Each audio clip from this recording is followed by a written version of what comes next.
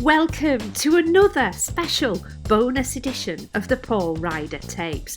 We've got a fantastic episode for you this week with some Monday stories that have never been told before. You're about to meet the man who first coined the word Madchester. He's one of the Bailey brothers who co-directed most of the Monday's videos. He was also responsible for introducing the band to Carl Denver back in the day, and he also happens to be a really good friend of mine. He's a Northeast transplant who's now an honorary Mancunian. He's the artist, the visionary video wizard that is the lovely Philip Shotton. Obviously, you directed or co-directed, did we say you co-directed or you directed all of the videos? I mean, it was Bailey Brothers, who was essentially Keith and myself, Keith Joblin. But by accident, it ended up with the Mondays videos, although we were an entity ourselves making the writing the Madfuckers for Wilson and Factory. We ended up with Richard Heslop as well, sort of making the Mondays videos with us. So he was an old mate of mine from London, and he just happened to be up the weekend when Wilson came along and said, oh, I've got this band happening Mondays. We want to do a video for this song, 24 Hour Party People. Here it is. We're going to do it on Sunday. Are you around? Kind of thing. And we said, well, we've got our mates up and stuff, but we'll come along.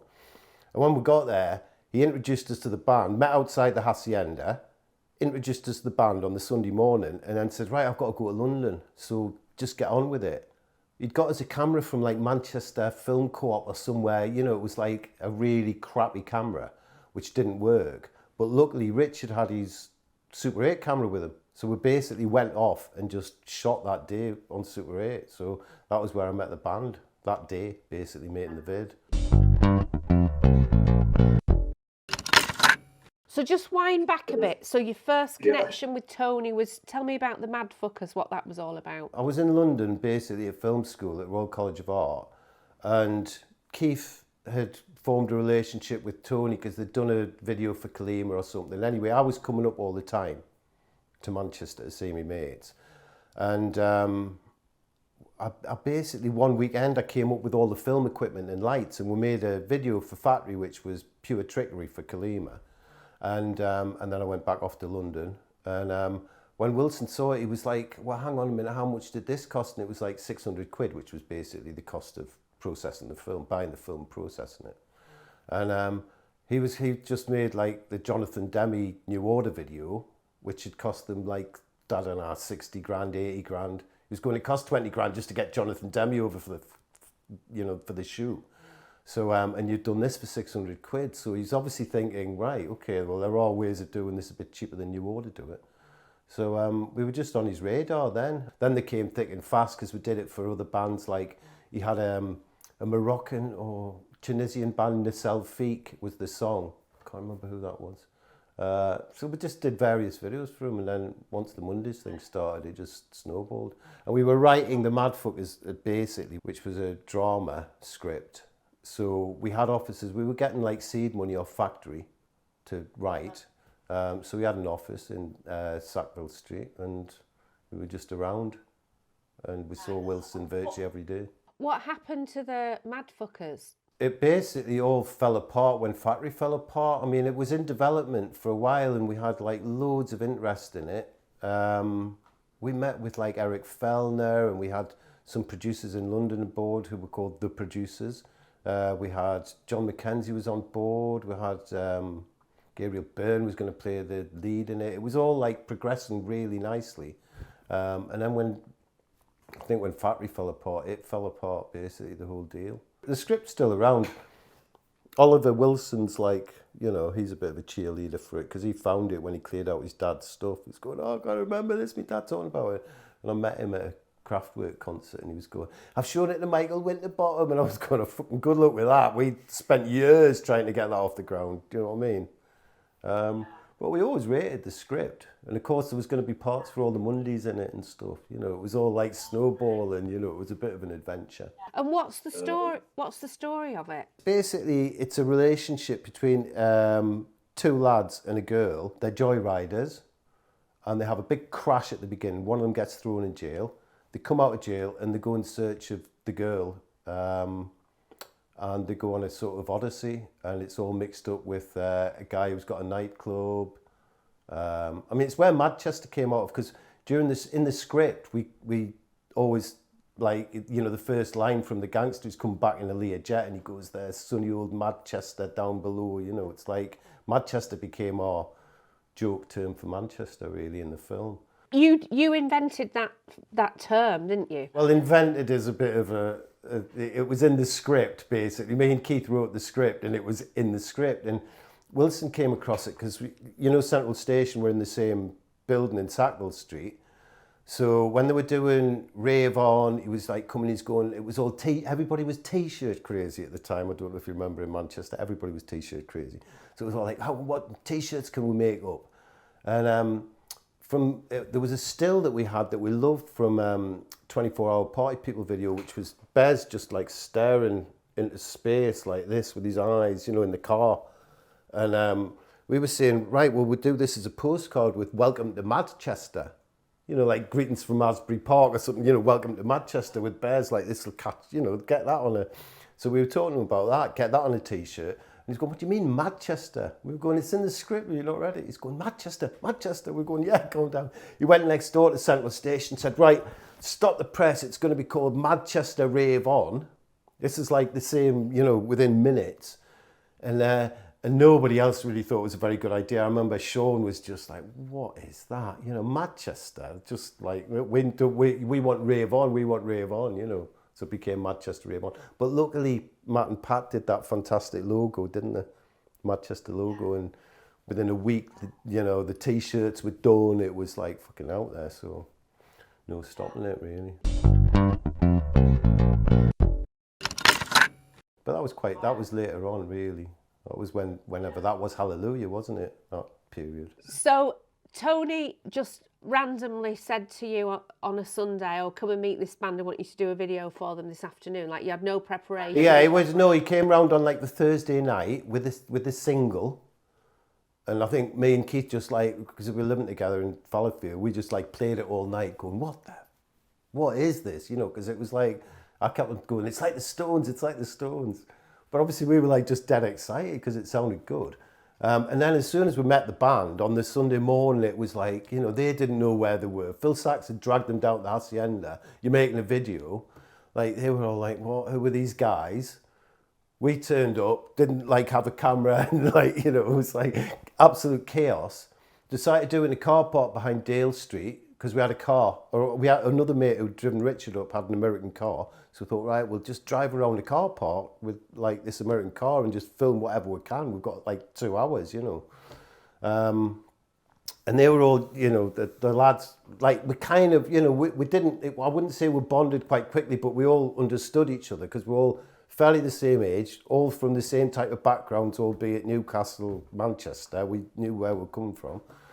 Kind of looked quite similar. I do remember Paul and Shaun having a big fight over a bottle of Boddington's Ale. You know, those brown plastic bottles, right? And there was about this much left in the bottom, and they were having this fucking huge argument about who's going to finish the bottle. And I do remember somebody coming up with like, I put in 17p, because it probably only cost 87p, do you know what I mean? I put in 17p, that's mine. So I was thinking, the Hellraisers, it's great. And then we just went and did it, and it was just dead simple. Drove around a car park, and Richard filmed it kind of like, you know, we got a little battery light that ran off the car engine to light it, and improvised. It was all good. And then I thought, this is just going to be the best fun in the world. And it was. And then it was on the chart show, of course, which was really bizarre because, I mean, they weren't really doing much at the time, the Mondays, in terms of everybody knowing who they were, I don't think. But they managed the chart show fantastically. Showed a bit of the video, which obviously was a bit crazy, the video and the music, apart from anything else.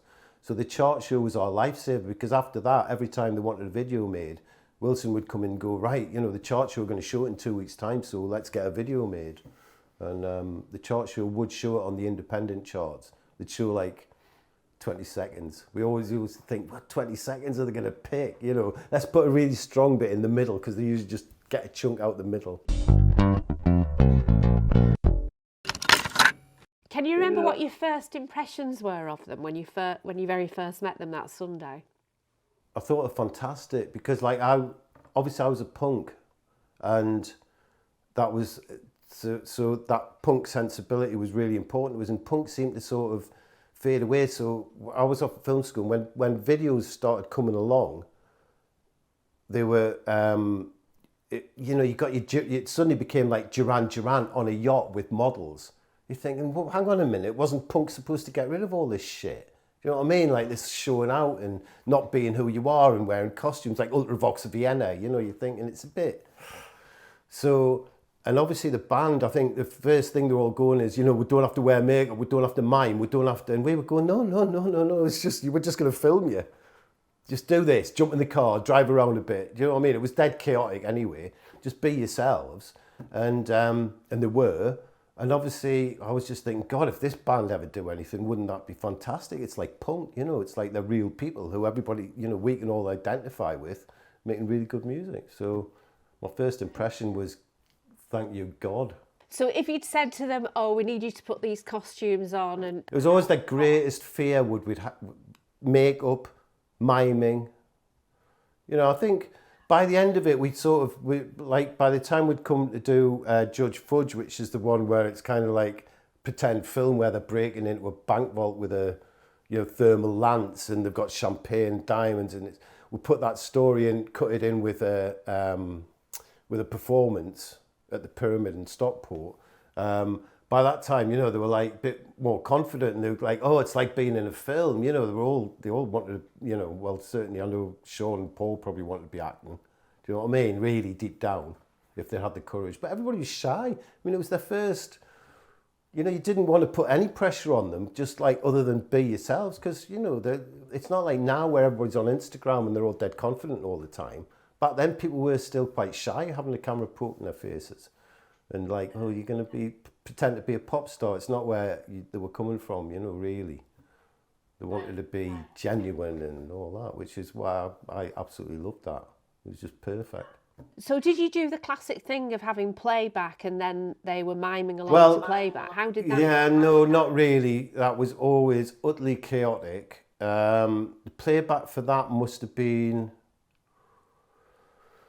it might have been a Ghetto Blaster, you know, battery recorded. It still was by the time, if you watch like Hallelujah and Clap Your Hands, which was dead late on the Clap Your Hands, you can see what we're using, because I'm standing there with a Ghetto Blaster in the video, you know, like, and they're kind of going, what? Off a tape. It wasn't even off like that's why, like, everything's out of sync all the time, you know, and shots are thrown in there because nothing was ever in sync. It wasn't like occasionally when we really had our shit together, we'd get the perfect final mix, but it was always just, you know, what's that version? Well, it sounds right, let's do that. Effectively, what you're saying is that the way that you made videos was very similar to the way that they approached their music, but that's what created the magic. Yeah, absolutely. There was no pressure on us from, like, Wilson would always just say, you know, do whatever you want to do. You know, be as creative as you want. I don't care. I'm not going to come and... It was always director's cut. You know, it was always like, just give us it in 2 weeks' time. So we'd have a week to prepare it. We'd shoot it at the weekend, edit it in 3 days, bike it over the chart show. In 2 weeks, it was done and dusted. And you get half the money up front and half the money at the end. And it was simple as that. No contracts, nothing. How much did he pay you? First one was probably about, the party people was probably about $2,000. Then it went up to sort of maybe $4,000, then $6,000, then $12,000. And then by the time we come to Judge Fudge, I remember it was like we'd reached $20,000 and we spunked it all shooting 35mm. We had like 2 cameras. We had a huge crane. So we'd make like 500 quid each, me and Keith, off the videos if we were lucky. Do you know what I mean? But 600 quid, but then it's 2 weeks work and it's on the telly. We were like, what? We've made like party people, and we were going, like, some people wait forever to make, you know, get their careers going, get a video, you know, work your way up. We were just like made it, and 2 weeks later we were on the telly. So, you know, it worked.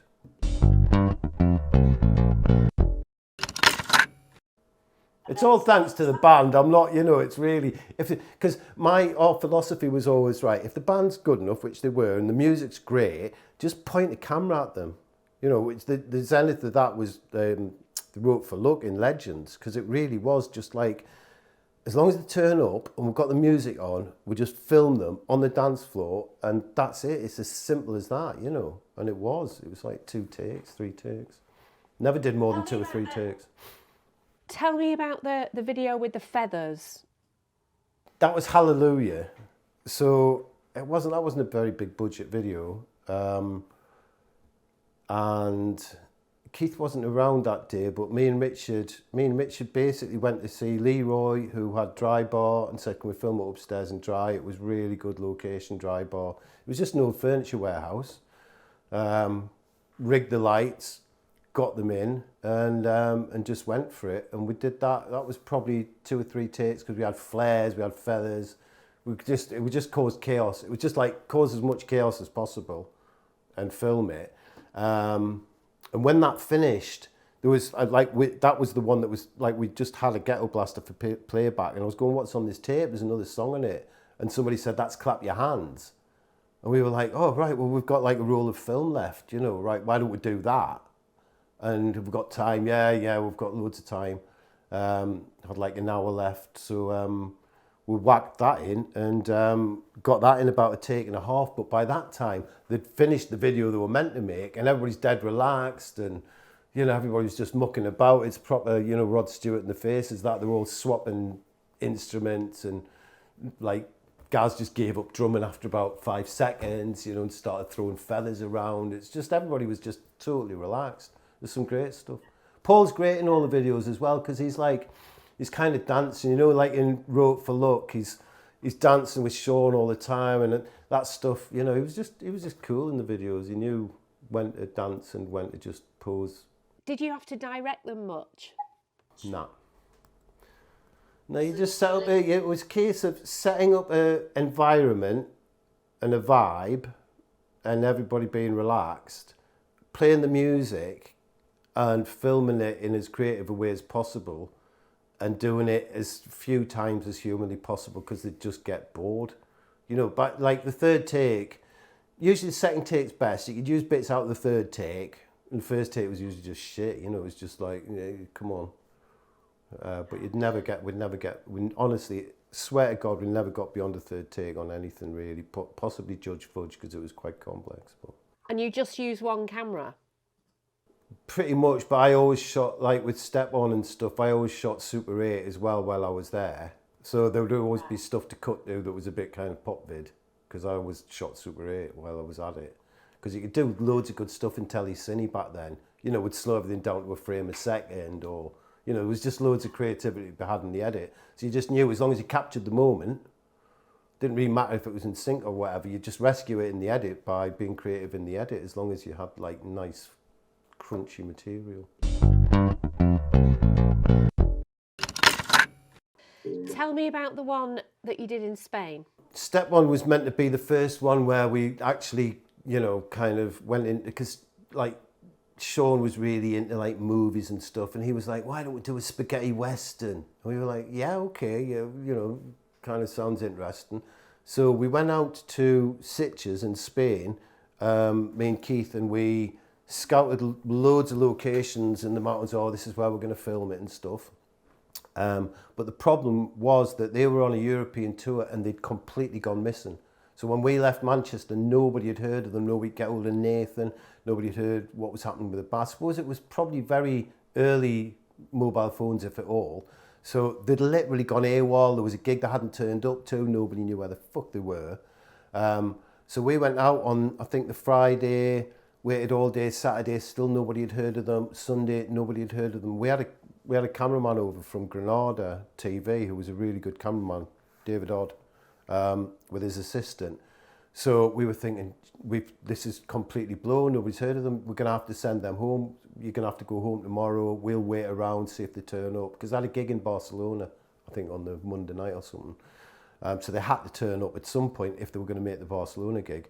And then literally about 5 o'clock on the Sunday evening, the coach rolled up with no warning whatsoever at the hotel, and they all got off like they just, you know, they didn't know where they were, didn't know where they'd been. It was all like, you know, where's the drugs? You know, literally kind of like, what the fuck is going on?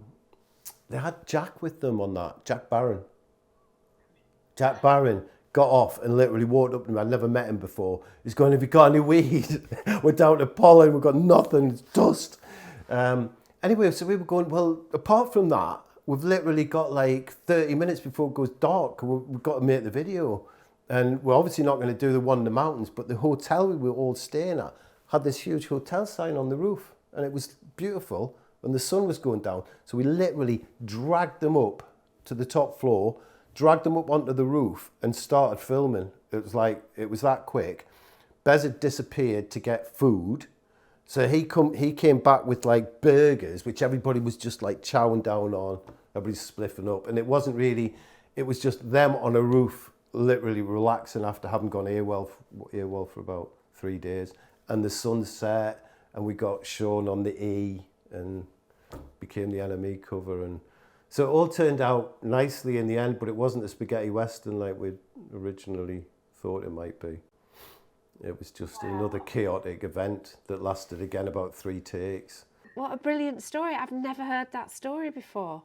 It literally had all gone tits up, and it all turned out all right. And then it ended up being a really iconic video. And like, yeah, because Kevin Cummins was there. So we were filming, or one sort of big idea was like, let's get him on the E, and sent David Odd, who was the cameraman who had a really lovely long lens, down onto the seafront, filming back up at the E. And so Shaun's up there, and of course Kevin Cummins took a snap of it, and by the time we'd basically got back and got into the edit, that was the front page of the NME, was Shaun on an E, which obviously was very iconic. And then the video came out, and it looked great because he's like, it's kind of all married up because he's climbing on the E. And the lads were all just having a great time, you know. We just had to cut around all the smoking and the chaos. Did you find out where they'd been when they were AWOL? No, I never found out. They just got lost, and Nathan wasn't the most reliable manager. I don't know what they'd been doing. Nobody will remember what they've been doing.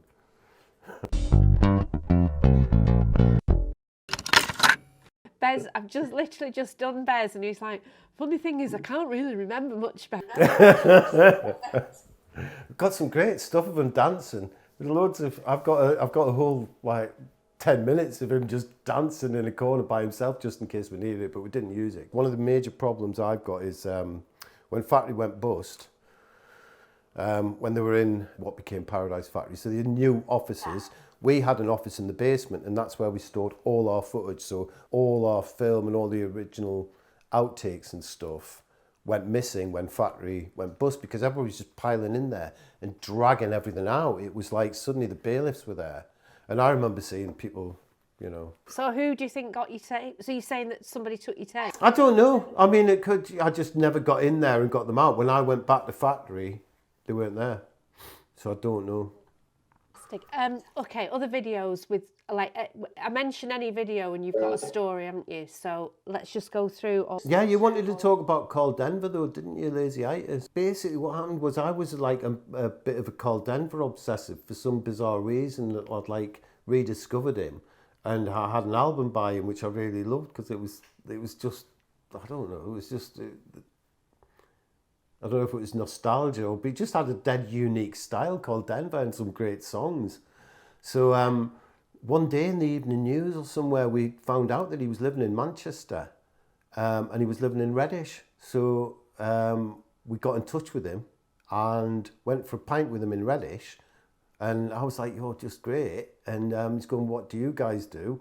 And we told him. So I had a really good chat on with him and got on great, but it was just like kind of meeting your hero kind of thing. It wasn't anything behind it. And then probably the next day we told Wilson, "Oh, guess what? We met Call Denver. Do you remember him when we were?" Well, he's going, "What do you mean you met him?" And he's going, "Well, yeah, he does the cabaret around Manchester. He's playing. We were going to go and see him in North Manchester." Can't remember. It was like a supper joint. It was like literally, you know, with your ticket, you got like scampi and chips or chicken in a basket or whatever. So Wilson go, that sounds great. So we've all got to go. You know, it was like factory trip out. So I don't know how it became like the Mondays. I don't know how it became in his head, but he did take the Mondays and us to watch Carl Denver in this supper club. We were all, wow. And the next thing I really knew was, they were going to do a song with him, and Mike Pickering was going to remix Wim Away, and he was part of the factory team, and they were going to sign him and shit. So it happened quite quickly. And then, of course, they did Lazy Itis, which I thought was brilliant, because it was where they dragged that song from. And and that was quite fun, because we had them playing football in the high concept for that was we'd come up with a concept that they could maybe fit in with, which was in prison, in the rain, playing football. It's your only, it's going to be a lovely moment, it's your one bit of freedom. And so we had to get rain in Manchester, which isn't as easy as you think, because we obviously had to schedule it. So what we did was, this is again where we blew the budget. We got a rain machine, a guy from down south who was a rainmaker, and he completely built above the five-a-side pitch. He built a rain machine, so we had rain on tap, and lit it, and it's like, prison guards and all that. The funniest thing about that was because we said, just get all your mates down, we'll have a proper kick around and stuff. And we'd got the costumes were like original Strangeways prison uniforms. And I remember going in to give them their costumes, going, right lads, you just got to put these on. They were all horrified. It was like I'd really overstepped the mark. They were like, I've got to put these on. The last time I had one of these on, it was all like that. It was like, oh God.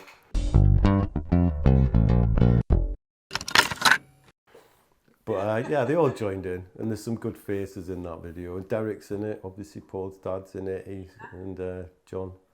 Tell me more about Derek. I love Derek. He was great. We used to see a lot of him, because when we turned up to do stuff, he'd turn up, in advance to help with the sound and stuff like that. Everybody probably has a memory of walking into a sound check and Derek's just taking over the stage and he's doing all Shaun's stuff, And then Shaun would walk in and go, yeah, he just wants to be me, wants to be a pop star.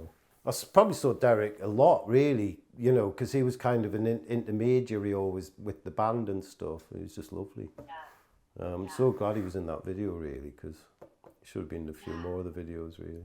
So did you witness a lot of good fights between Paul and Shaun then? Not really. I can't say I did see a lot of good fights between them, because in the videos they always kind of look good together, do you know what I mean? And, I was aware of it, but I've got brothers, so I always just thought, of course there's sibling rivalry and dynamics going on, that's how it's supposed to be. I really like the idea that they were brothers, I thought I was dead cool in a band.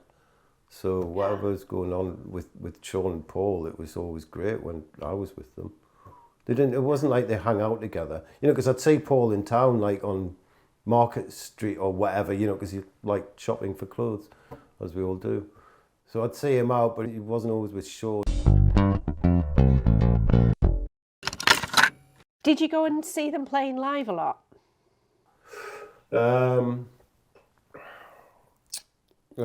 Quite a bit. I filmed G-Mex. How was that? Chaotic and crazy, really. I was on stage for quite a bit of it, just stand next to Shaun filming it. But a lot of these things, I don't know what happened to the footage of that, because we were filming it because we were going to put God's Cop out, which was the James Anderton track, and it never went out as a single, so I was kind of filming it for that. And I wanted to put tracks on the stage, and the road crew were just like, you're not, get off our stage. So the most I could do was walk around the stage and wait for them to throw us off it, And I kind of knew them all, but they were just hardcore. This is our stage. So I just got what I could, basically. How was Shaun with you being on stage with him, having a camera? Oh, I loved it. It was never a problem. He could just be anywhere with Shaun stick a camera in his face. It was always fine. He was just used to us just being there in front of him. It was absolutely never a problem. Yeah. Did you hang out with him outside of making the videos? You would see them at the pub before, then we'd see them in the house, and we'd always be bumping into them. But never really hung out. We weren't going out partying together really. We'd find ourselves in the same places. But it was never like an intense relationship. We just like, we'd meet up to do the videos, and it would be like, you know, as if the last video was yesterday.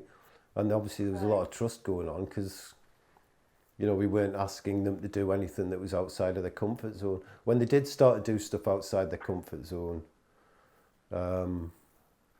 like I think they remade Step On for an American audience. I seem to remember, you know, because it was that John Conger's track and it was for another album or whatever. And we'd made Step On, we loved it, but they actually remade it.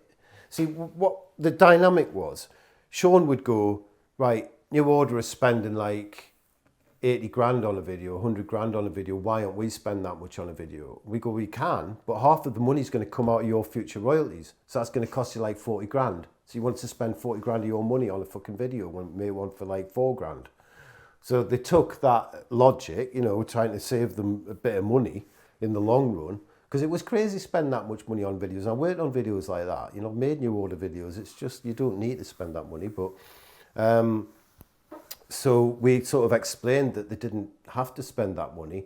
But to go back to Step On, I think it must have been Island Records, or was it London Records, or whoever they were with, whoever they'd done a deal with, took them to London and put them in a studio and did this sort of mock-up, really weird, structured video where they would have had to do it like 20 times, because I've been on sets like that. And they had like a Chinese couple fighting with a, you know, a TV and stuff like that. I remember hearing stories like, you know, Bez walked off after about 10 minutes, you know, and, you know, but we never asked them to do anything like that.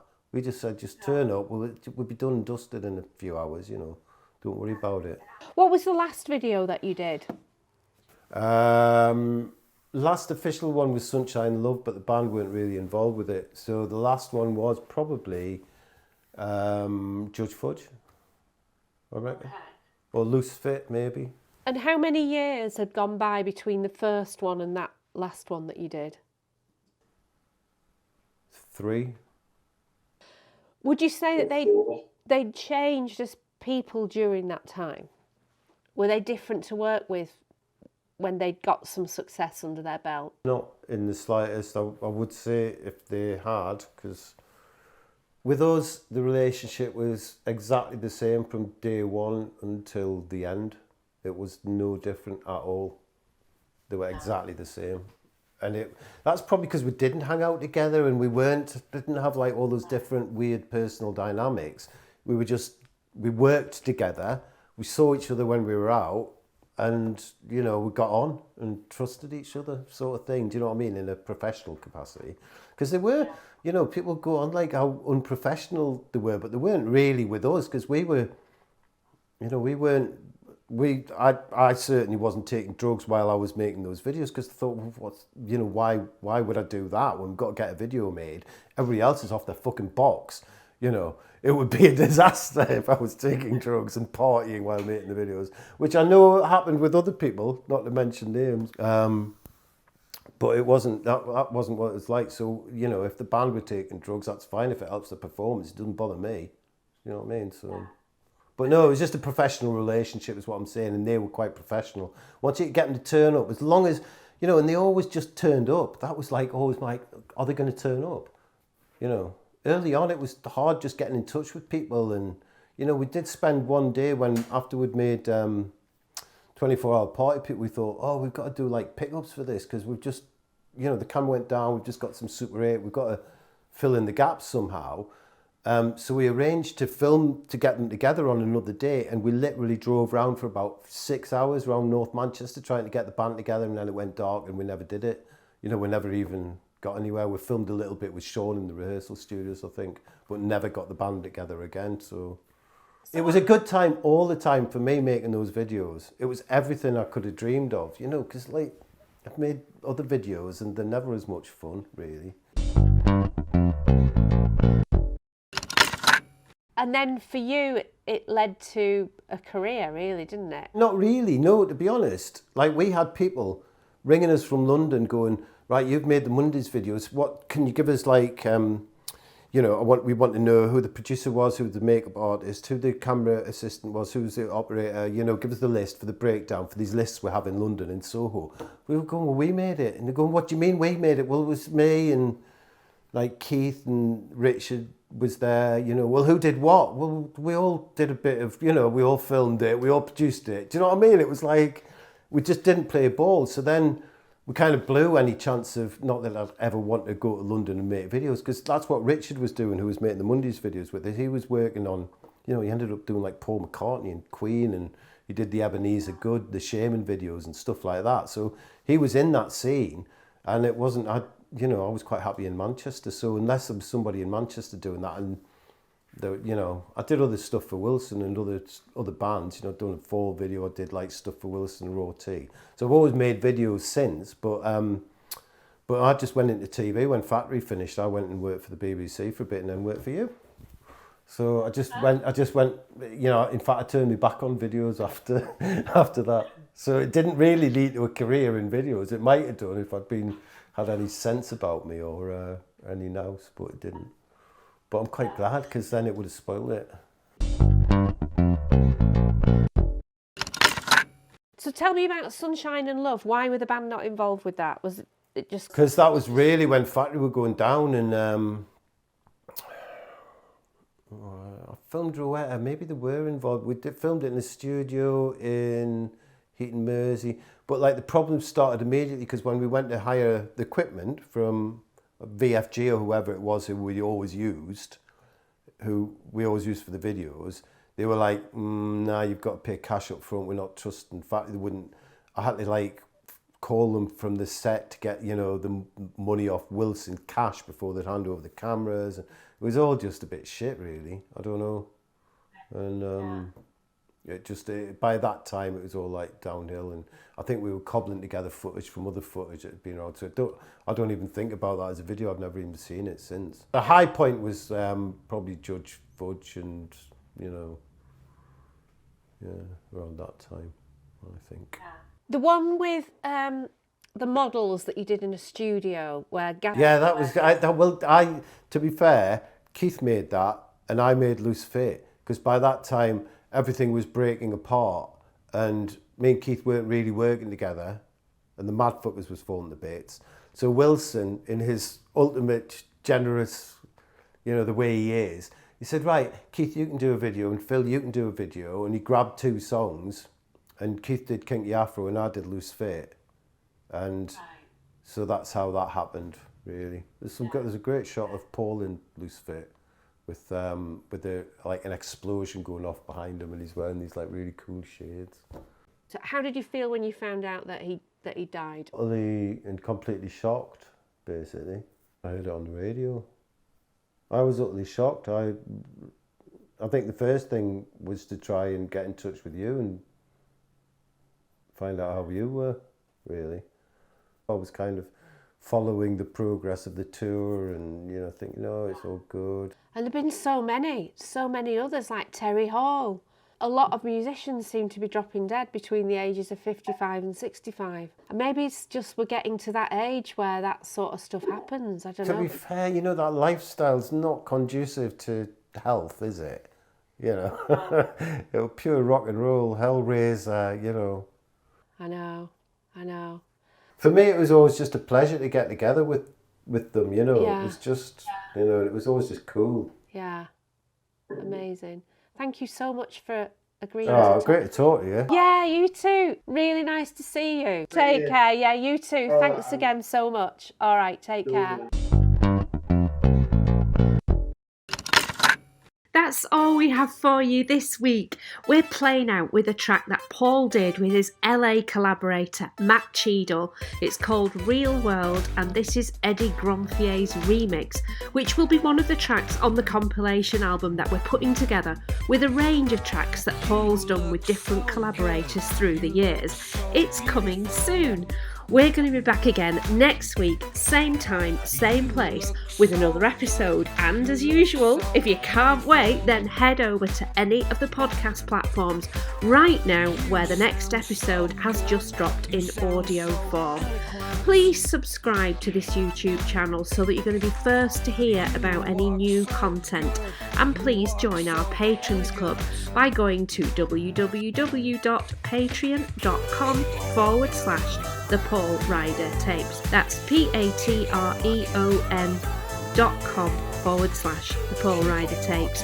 Patrons get first dibs on being in our live streams, and we've got another one coming up very soon, so don't miss out.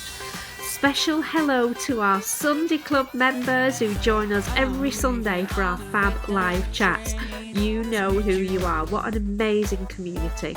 Have a brilliant week, everybody. Big thanks to all of you for being here. Big thanks, of course, to the fab Phil Shotton for talking to us this week. And thanks, of course, as usual, to the man himself for inspiring all of this. That's to the late, great Paul Anthony Ryder.